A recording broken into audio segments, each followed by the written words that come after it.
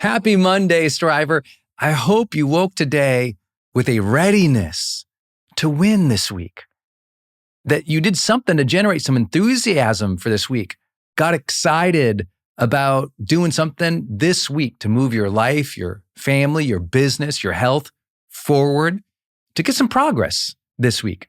No matter what last week or last month was about, this week is a new day. This is a new moment. This is a choice where you get to say, hey, I'm going to be intentional about this week. I'm going to be intentional about my goals. I'm going to be intentional about my emotions and feelings. I'm going to be intentional about how I treat people. You know, that living with intention stuff is not just a fun thing to talk about in the self-help aisle of the bookstore. It is really what personal development is really about. We always have to have an intention for who we want to be, what we want to focus on, how we want to interact with other people, how we want to move our lives forward. All of the conversation psychology, from what we want to avoid, to what brings us pain, to what makes us happy, to what makes us feel fulfilled and have a sense of meaning, all revolves right back to a simple question each day. Are you living that intentionally? Are you, as a mature adult, strong, ready, capable, paying attention to where you are giving attention to? Paying attention to whether or not you are mindful with your thoughts and your feelings and your actions. Monday's about attention, but I also like to make sure that I go to my journal section, click that morning mindset section, and get my mind in a good place for this week. If you haven't done those two actions, I encourage you to do that after you listen to this Daily Fire. I thought I'd talk about something today about this higher level of intention that you can have for your emotions. I'll share something that very few people really, I would say, would guess about me or would know about me. And it was a post I did recently that even people were saying, hey, man, I didn't even know that about you, really? And it was reflecting on something that I learned and committed to in my 20s. And here's what the post said. I have an anger problem. And that's something I'll always have to be aware of and actively manage. You see, that might sound like a weird topic for a Monday Daily Fire, this topic of anger. But to me, anger is just one of dozens of emotions that I will feel throughout the week or the month, and that I have to choose. Is that a helpful emotion for me right now? Is that supporting the life I want? Is that an appropriate emotion? Do I want to amplify that or diffuse that? What's the meaning of that emotion? When I say live with intention about who we want to be and how we want to feel and how we want to treat others, well, that how we want to feel stuff is something I learned early on in this regard of anger that I didn't want to have. You see, for those who don't know my story, I actually grew up around a lot of anger and a lot of violence. And I would say that I learned that really in my 20s, that was kind of put in my bones. You know, growing up and seeing so much upset, bitterness, angry, vitriol, violence, because of the town I grew up in was an economically depressed former mining town. So there was just, it's one of those towns, not a lot of money, lots of frustrated people, not super judgmental about this. It's just, hey, when you have a town that's been economically, depressed for a century, it leads to some unwanted emotions. And I grew up in a household where my dad, as you all know, was a former Marine. He had just spent, 20 years in the U.S. Marine Corps, but he also did 3 tours in Vietnam. And so he'd been shot up and he had PTSD. He was quick to impatience. And the people at school, even my teachers, even my principal, were very, very, I would say smack happy with the kids. I grew up in a school where you could still get the paddle by a principal. That means they had like literally a wooden board they'd smack you with if you got in detention or you got in trouble. So I saw a lot of anger. And you know what?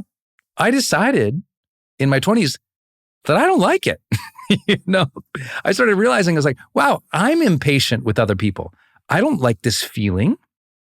And I had to make a commitment to say, you know what? I got a problem with this. This was built into my bones by everybody around me, by the conditioning of the society that I happen to grow up in, the immediate culture and family and people and team and professors and peers. It was a difficult environment. And I had to recognize that that gave me a problem. It gave me a emotion that would well up very quickly and readily because it was justified by everybody around me.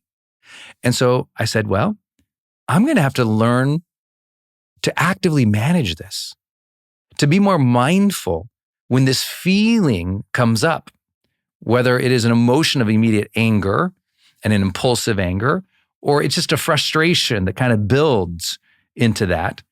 I have to learn that that was a part of my life in my 20s. And I spent a lot of time just trying to recognize it, be self-aware of it, breathe through it, explore where it was coming from. Was it hurt, grief, threat, rejection, sadness, frustration? Was I reacting to other people, amplifying their emotions, or was I owning my own? I had to realize that when I ever felt it and I projected it to somebody else, I had to apologize. I had to forgive myself. I had to not take things so seriously. And I share this with you because I know right now I've been sharing the importance of all of us moving into phase 3, a more assertive stance in the world, a more, I would say, intention, a higher intention each week to progress and to produce. Because when you're in a society or an economy where there's layoffs or where there is an impending recession, or it's here, when inflation is there, when everything seems like topsy-turvy after a crisis, well, phase 1 is dealing with it, is just the shock and awe of it. Phase 2 is learning to cope through it and finding our new way. But phase 3 is moving on and building the new world.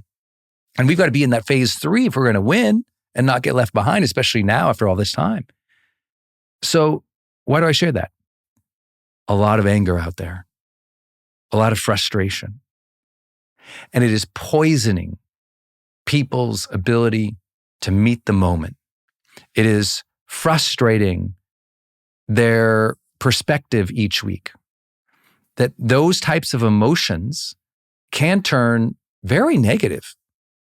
They can cause not only frustration and anger, but ultimately discouragement, pessimism, division. And we need to be aware of those.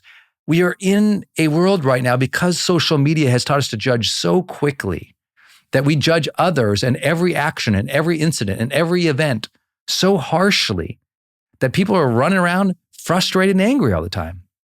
But just like you have to be intentional about your goals this week, please be intentional about your energy, the emotions you want to feel.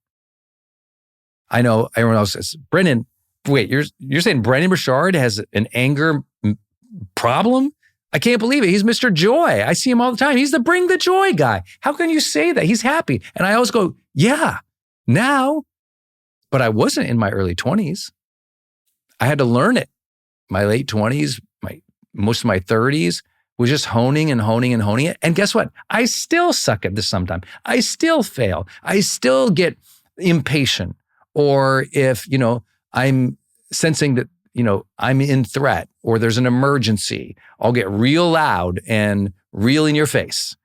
And yeah, that happens. Maybe it's only 1% of the time now. And in my 20s, it was probably 30%, but I'm not perfect. So I share with you all the time that self-improvement is a way of life. We all got emotional issues. And just as you're going to manage your week and your goals and your to-dos this week with real intention, please have intention for your emotions, for your energy. You'll be happy you did when you start doing this work. I often say this is some of the most important work in personal development. We often think of, just about the tasks at hand of journaling and writing down our goals or scoring our habits. But ultimately, we've got to learn to sit with our emotions. We've got to learn to breathe through them, understand them, be more responsible for the energy we project into this world if any of us are going to change anything. So this week, what is the emotions you'd love to cultivate? For me, I just love, on Mondays, I love to cultivate the emotion, the energy of optimism, of enthusiasm, of confidence, of willingness, of joy, of love. And as I cultivate those each and every Monday, over and over and over in my journal or in my morning self-talk, you know what? I get better at them. As I focus on them, I tend to feel them more. As I feel them more, I condition them more. They're more readily accessed feelings. They're more readily accessed energy that I can choose. When I say bring the joy, I really mean it. You can choose to bring the joy, or you can choose to bring bitterness or jealousy or judgment or hate. That choice is one of the most beautiful things that we have in our lives. And I wanted to remind you that you have that choice this Monday. Why?